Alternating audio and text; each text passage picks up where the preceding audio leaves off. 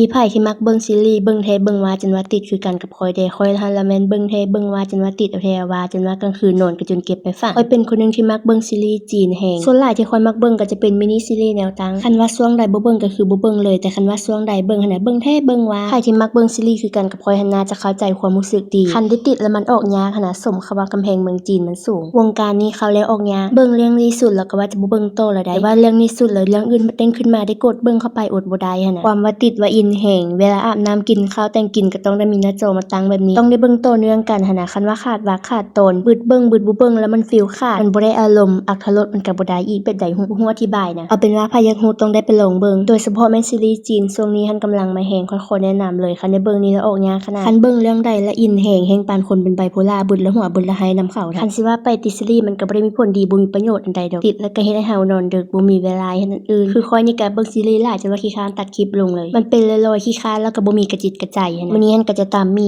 กินบางหนาวนี่ก็น้ำน้อยๆบีบแท้บีบว่าออกมาน้อยเดียวนึงน้ำปลาแดกนี่ก็จะละครกวนเบิดขวดละตำคกนี้น้ำปลาแดกกับน้ำปลาหั้นพอดีหมดขวดเลยน้ำปลาแดกนี่กำลังสั่งตุกใหม่แต่ว่ายังบ่ทันฮอดปานนี้น้ำปลาหั้นยังมีอยู่ขวดนึงเมนูตำแบบนี้โดนๆก็จะเฮ็ดกินเทื่อนึงโดยเฉพาะช่วงใดที่ข้อยกินอาหารแล้วรู้สึกเลี่ยนๆตำเครื่องปรุงทุกอย่างให้เข้ากันแล้วก็ทอกลง3ตามเคยเพราะว่าโคกน้อยๆจิ๋วๆนึงทอกเครื่องปรุงลงไปแล้วก็คนเลให้มันเข้ากันแล้วก็ทอกใส่ถ้วยเทื่อนี้หั้นก็ว่าตำน้อยสุดแล้วได้บ่ทอกใส่ถ้วยจนว่าล้นถ้วยหลายคือเก่าบัดนั้นข้อยก็จะไปนั่งเบิ่งซีรีส์ต่อกินไปเบิ่งไปแล้วบัดนั้นนั่งกินไปแล้วก็นั่งเบิ่งซีรีส์ไปเวลาที่นั่งเบิ่งซีรีส์แล้วกินอาหารที่เฮามักอาหารที่ถูกปากเฮาหั่นน่ะแฮงรู้สึกว่าแซ่บกว่าเก่า